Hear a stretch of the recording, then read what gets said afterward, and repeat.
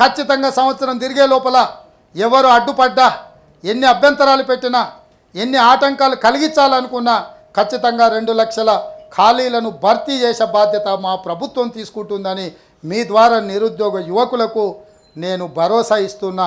ఎవరు భయపడాల్సిన పని లేదు, ఎవరు ఆందోళన చెందాల్సిన అవసరం లేదు.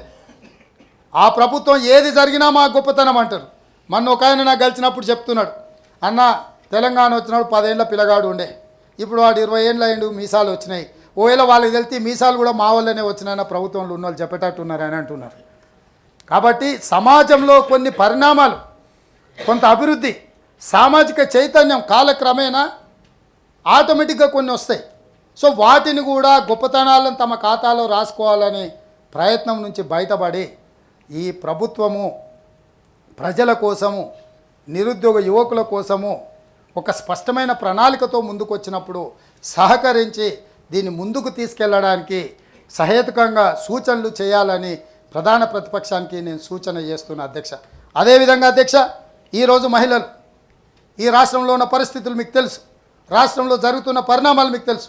సింగరేణి కాలనీలో ఒక 6 సంవత్సరాల ఆడబిడ్డ మీద ఒక గంజాయి మత్తులో జరిగిన దాడి, అత్యాచారము, హత్య మీకు తెలుసు. ఈ రాష్ట్రంలో ఏ మూలను చూసినా ఈరోజు గంజాయి గురించి, మాదక ద్రవ్యాల గురించి జరుగుతున్న చర్చ మనం కళ్ళారా చూస్తున్నాం, జరుగుతున్న పరిణామాలు చూస్తున్నాం. అంతకుముందు ఇట్లాంటి పరిస్థితులు లేవు.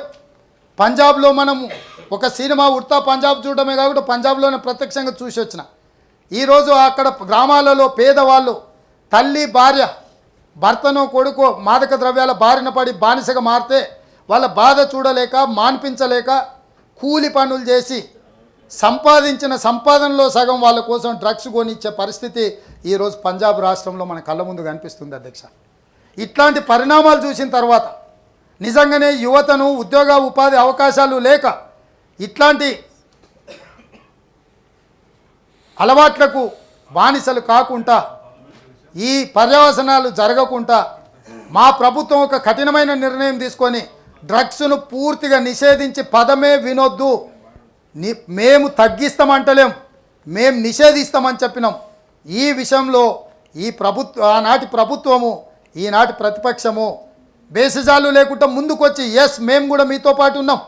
మిగతా విషయాలలో పరిపాలన విషయంలో వాళ్ళకి భిన్నాభిప్రాయాలు ఉండొచ్చు, రైతుల విషయంలో, విద్యార్థుల విషయంలో, నిరుద్యోగ యువకుల విషయంలో, మహిళల విషయంలో, మైనారిటీ వెల్ఫేర్ విషయంలో వాళ్ళకి మాకు భిన్నాభిప్రాయాలు ఉండొచ్చు, భేదాభిప్రాయాలు ఉండొచ్చు అధ్యక్ష.